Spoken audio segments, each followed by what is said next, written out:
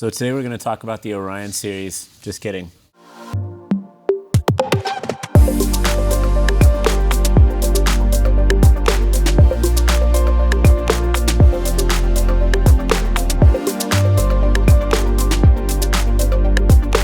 The next Mercury lens that we're going to announce officially .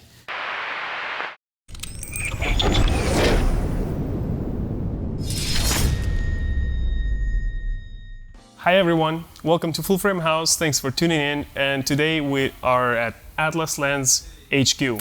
I have Dan with me, and he's gonna talk about their new product, Mercury Set. Great to see you again. Welcome. Thanks for coming back. Take it away. So today we're going to talk about the Orion series. Just kidding. We're going to talk about the Atlas Mercury series, which is our new line of full frame 1.5 times squeeze anamorphic lenses. Awesome. And so, a lot of people love our Orion series lenses, and we wanted to change the game once again by introducing something that's smaller, lighter, has full frame coverage, and instead of using a 2 times anamorphic squeeze, they have the 1.5 squeeze. So they're ready for different delivery aspect ratios in a simplified way. If you have a camera that natively records in a 16:9 recording mode, whether you're using something like a Red Komodo or a Sony FX3 or FX6 or FX9 or a Canon R5C or a Panasonic S5 or S1H, these lenses have a 1.5 anamorphic squeeze, so you can easily get delivery aspect ratios like a 2:1, 2.66:1, 2.40:1, and you're losing less pixels if you do like a native 16:9 delivery. So you're getting to use more pixels, and it's ready for cameras that aren't necessarily considered anamorphic ready cameras, but just a general wider application for more cameras. Dan, the first thing I want to talk about is the size, because compared to Orion series, which is still a great lens with 2x squeeze, the 65mm, which is pretty close to 72, but the size difference is vast. So the diameter for the Mercury series is 95mm across the family of Mercury lenses. Compared to and the Orion 113. are 114. 114. Mm-hmm. That sounded like I don't know my stuff. No.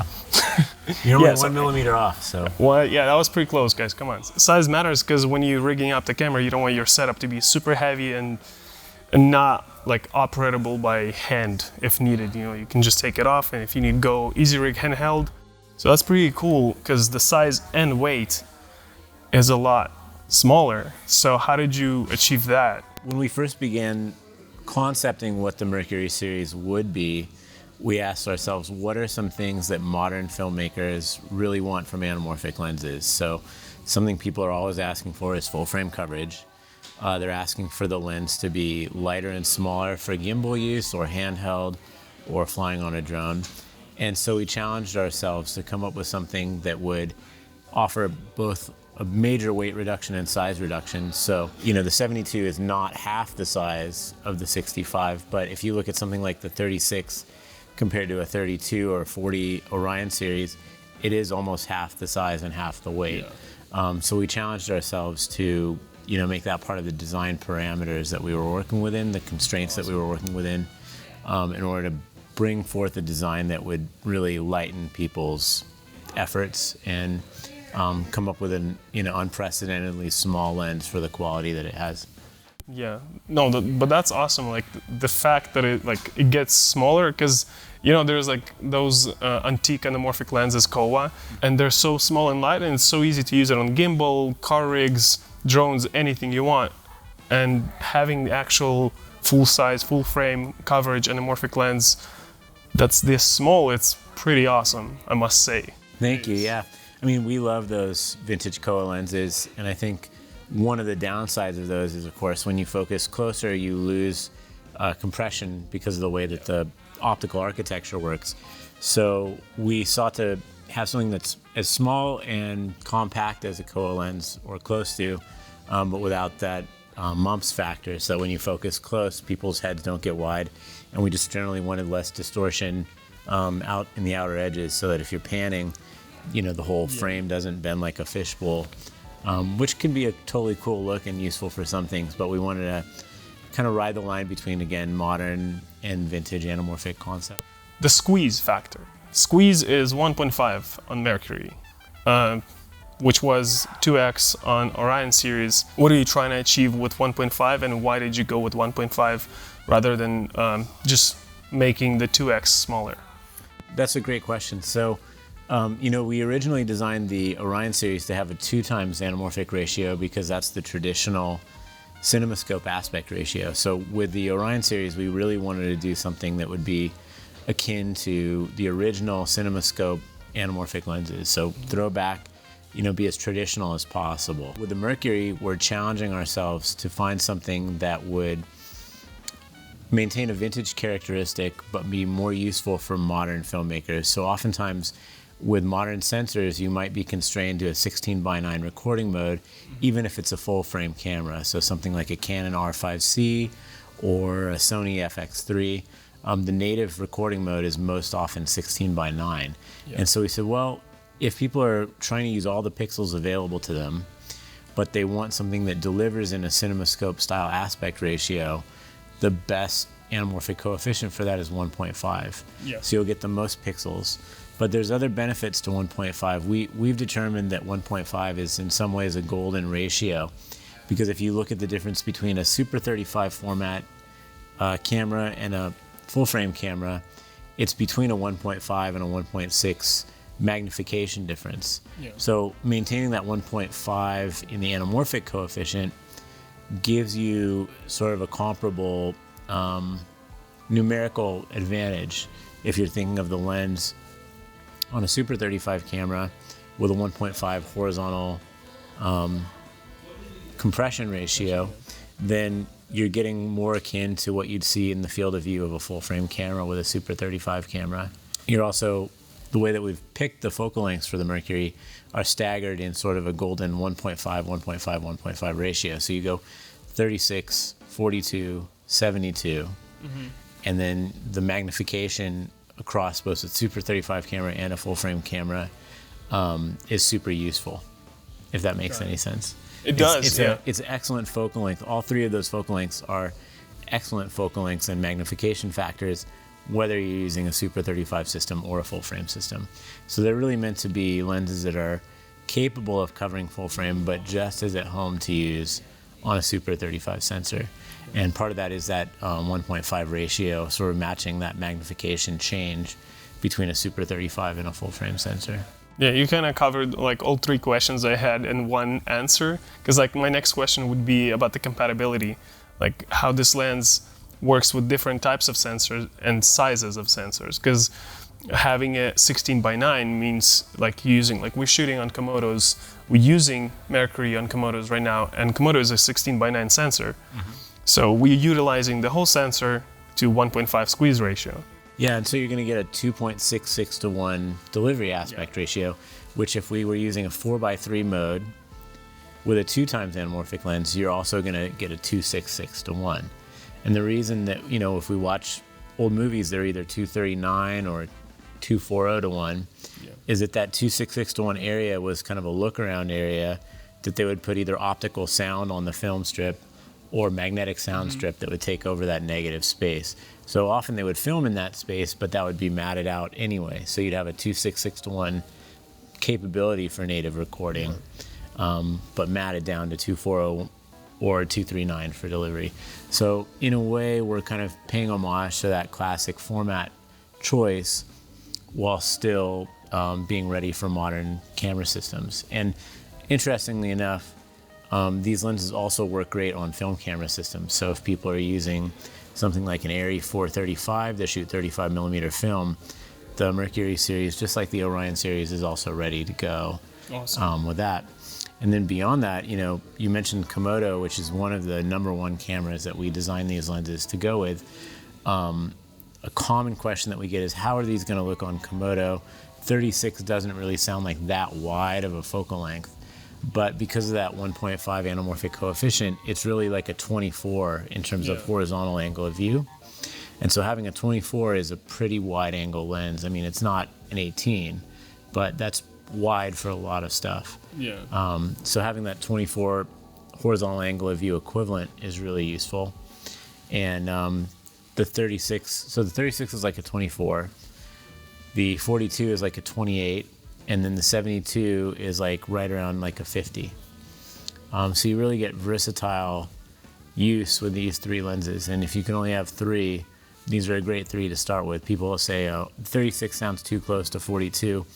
But as you'll see, if we put out some demo footage with you guys, you'll see that they're not really that close together. So there's actually a significant amount of difference. And that has to do with that golden ratio between the focal lengths again. You can even see this main camera films on 36, and it's about 10 feet away. And I would say this is pretty wide. We're getting a lot of details in the background. It's not like we're squeezed down, you know, constrained by the frames. Even though it's 36, which is pretty close to 40, which you would expect it to be more like portrait lens, this is still very wide.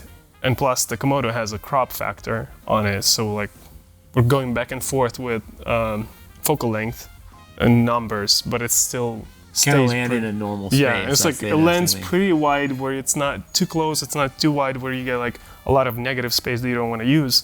So it's actually pretty good idea, which was my next question. I was going to ask, why such odd numbers? Because like something that we're not used to is having like off numbers, because you get like 85, 80, 60, 65, but it's like when you go off to like 42, so it's like, why 2, not like 45 already? We joke about the 42 because, if you've ever read the book Hitchhiker's Guide to the Galaxy, the meaning of life is 42, right? So we're always joking that this lens is the meaning of life. But it optimized really well at being exactly 42 millimeter focal length when we were doing the optical design.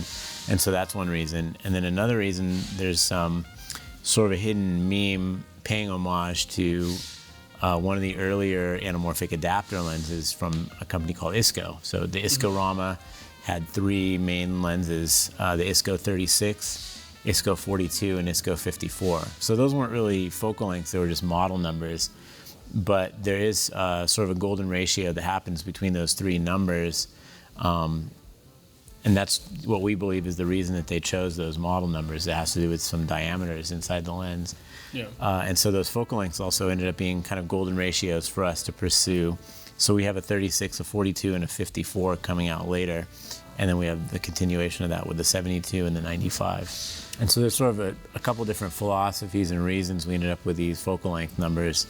But they really work well. So they're meant to be sort of optimized around cinematographers and our applications across a variety of camera systems. Going from 40 to like 35, this is the most essential lens because you can get coverage from wide shots to like close-ups to over shoulders. That's the lens that you can literally have in your arsenal and be able to shoot an entire movie on it. I'm glad you noticed that because honestly, that is the philosophy of that lens. That was the first one we designed in the family, the 42.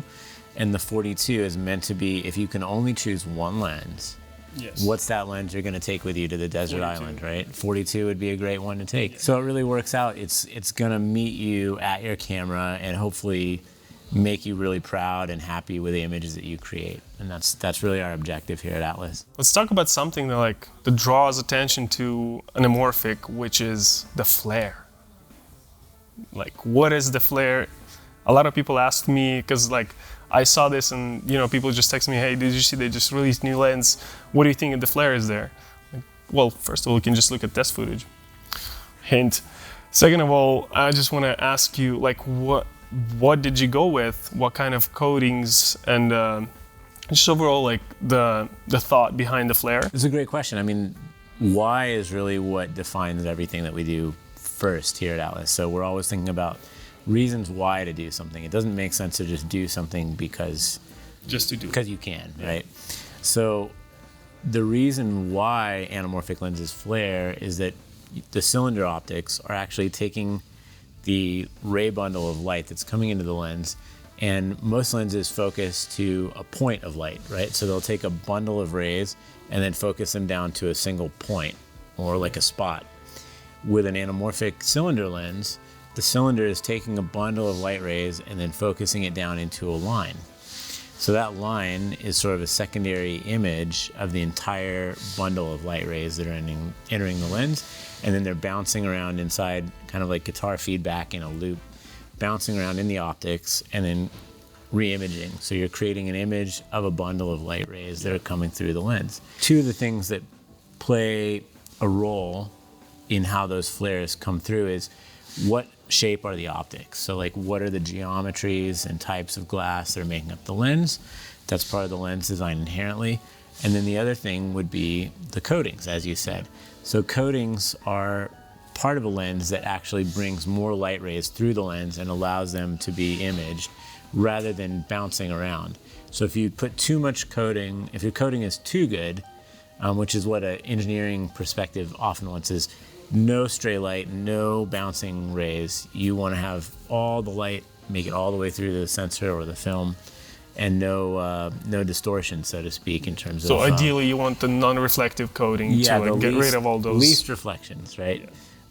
And so vintage lenses, when they were making the original CinemaScope Baltars or original Panavision lenses or Lomo or Elite Anamorphics, nobody was saying we have to design these to have a flare that people want, because everybody said flares are bad. Yeah. So they just used the most advanced coating technology that they had at that time, which was primarily a material called magnesium fluoride. So the magnesium fluoride gets turned into sort of a plasma state, and then it's sputtered onto the lens surface and kind of forms into the glass itself. So it becomes imbued into the glass. Now that coating often has sort of a blue or magenta cast to it, and that's why the Orion series have that blue flare, because we're paying homage to the classic technology that was used to make those vintage lenses. Yeah. With the Mercury series, we again wanted to pay homage to classic lens coatings and lens design, and instead of sort of recreating the light blue magnesium fluoride coatings, we looked at other lenses that had sort of more warm magnesium fluoride coatings, and then sought to create our own coating that would use different materials and multiple materials, so it would still allow much of the light to pass through, but also create sort of a golden, amber, straw-colored flare. Yeah. And so the Mercuries have a beautiful straw-colored flare that's warm, human, and sort of enriching and inviting, welcoming. How does it compare to Orion Series Silver Edition? Is it the same like, kind of neutral that takes in the color of the source of light, or is it like stays at amber? It's really its own unique thing. So it has an amber straw-colored cast. So even if you're using something that's a cooler light source to create the flare, there will still be some warm hues that make their way through. Okay. But if you have a highly saturated color like a green, deep green or deep purple, those colors from your light source will still make it through and be visible in the flare. In a way, it's uniquely its own thing, but if you do like the way that the Silver Edition Orion Series flare, you may like some of the aspects of the Mercury series. So the Silver Edition are sort of a more vintage style in general. They're a little wilder. They flare generally a lot more, and the Mercury series have a more controlled flare, and you get sort of breakup in the flares. That has to do with the optical design. So in Orion's, the leading element is a spherical element. So the front outer element, it's a front anamorphic group, but your first couple elements are spherical, and that's to create the focus system that the lens uses to focus at different focus positions. In the Mercury lens, we have our unique patent-pending focus design, which nobody else in the world has, and I can't describe exactly how it works, but the leading element is a cylinder element, and that will create its own unique character and qualities of flares that give it its own personality that really shines. Yeah, you kind of covered the focus. That's the last question I wanted to talk about, is how is it different from previous lenses and what's special? But we're going to save it. I can elaborate on it a little more if you want. So. Or we can just save it for next interview where you can actually expose it already when you have all the patents locked in. Cool. So we don't just spoil it, just for safety. You just got to subscribe, not to miss it. Like and subscribe. Like, both. Subscribe, and hit the bell button. Dan said that, not me. Smash that bell. Just overall, like finishing up, because you mentioned 54 and you mentioned 95. So this is just the beginning. You started with 42, then you kind of developed a family of 36, 42, and 72. And you wanted to add 54 and 95. And you said there's going to be one more special focal length. Yeah, we're going to give you an exclusive today. So you heard it here first. The next Mercury lens that we're going to announce officially, Mercury lens. And We're gonna bleep that out. Okay. And then just leave like you with that. the question. just put a bar over my mouth. Yeah, So they like- can't lip read it. In the comments, let us know, what do you want, a wider Mercury lens or a longer Mercury lens? Keep in mind that because these are full frame compatible, and when you're in a full frame sensor, your field of view is going to be larger. So for people that want to get tighter, you might be biased towards a tighter lens. But if you're shooting a Super 35 sensor, or you're someone who's just a fan of wide shots, as I am, you might want a wider Mercury lens. Yeah. Let us know in the comments, what do you think would be the next optic focal length for Mercury set? And we have a little big We got deal. a little big deal. For you. Little big deal, because today we're filming today. It's November 30th. Yes, and this the is end the of last. November. This is the last day where you can get discount on Orion series when you pre-order Mercury series. But do you have something for us, Dan? We sure do. So, something very exciting I'd like to share. So, we were looking at what we could do for a November special, sort of around the, Cyber Monday, Black Friday concept, but for the whole month of November. And something that occurred to us is a lot of people really want something that they can shoot on now, this year. Mercury series are going to be in shipping in mid-2023, so it's still going to be a little bit of a wait time. We've built a lot of prototypes. We're getting them out there as much as we can. But people want to start shooting now, right? And they want to use Orion, or they want to use Atlas lenses, let's just say. Yeah. So the Orion series, we have a decent amount readily available. We can make them faster. They're already part of our pipeline. And so we thought, well, wouldn't it be cool if we gave people who wanted a Mercury lens the opportunity to have an Orion series lens for about the same price as a Mercury? So we thought, what's a good way to do that? If you put in a pre-order for a Mercury lens, for every Mercury lens that you pre-order, you have access during the month of November 2022 to get a Orion series lens for $3,000 off. But it's for the November. And what do we do? Because by the time this video comes out, it's not going to be November anymore. You got a great point. So we have a special Full Frame House exclusive.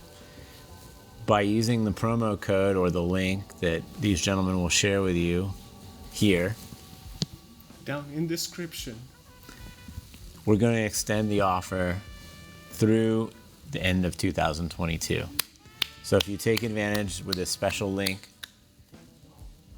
you can get the same deal until the end of this year. So the same deal is what you got to do to get discount is you have to put pre-order on any of Mercury lenses or the whole set. Yes, so it's basically a one-to-one offer. So if you want one Orion series lens, all you have to do is place a deposit for one Mercury series lens, and then you get about $3,000 off that Orion series lens.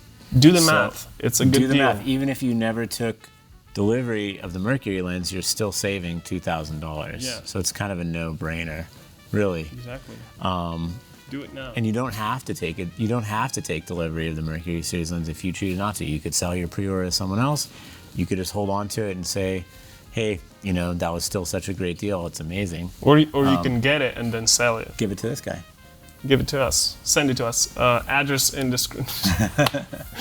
But it's pretty amazing, and it's something that we thought would be really nice for the community, and so we hope you take advantage of it and are able to really take advantage of this special offer. And the other thing that I would add is the only thing to consider is that once you use your pre-order to get the major discount on the Orion series lenses, the deposit is no longer refundable. So that's the only caveat. Yeah. Because otherwise, some people might be like, "Oh, I want this." Just kidding, I don't. Yeah. But if you don't take advantage of that Mercury series pre-order Orion series special offer, deposits for Mercury series are fully refundable. So if you decide to change your mind, or you can't wait any longer, or you have some financial emergency, we completely understand. So in case you didn't take advantage of that deal, Mercury deposits are fully refundable prior to shipment. All the details we're gonna leave in description somewhere over there. You're gonna find it. And I think that's it. We covered everything. It's great. It's great to see new lenses. It's great to see new technology coming out so fast. What is exciting to me is that, anamorphic lenses are a technology that have existed for at least 70 years at this point. And so for us to be pushing the boundaries of what's possible in a 70-plus-year-old technology, doing something that's unbefore seen and brand new, feels really exciting and fresh. And we hope you enjoy pioneering along with us and using these lenses to make your cinematography more interesting, more personal, and more rewarding. Yeah, it is exciting, and it looks fresh. You know, it's like fresh new look. It's not just black no more. You know, it's like it's a little bit gray. I don't know. It's appealing. You know, we wanted to kind of pay homage to space travel and sort of vintage aerospace technologies. So that's awesome. what drove us to make them look this way. I think on this note we're gonna finish up. Thank you very much, Dan. It was a pleasure. Always a pleasure. Can't wait to see you again. And we cannot wait to have these lenses shipped out to us. Like, subscribe, and ring that bell. Like, subscribe, and ring the bell. Thank you very much. Doing my job.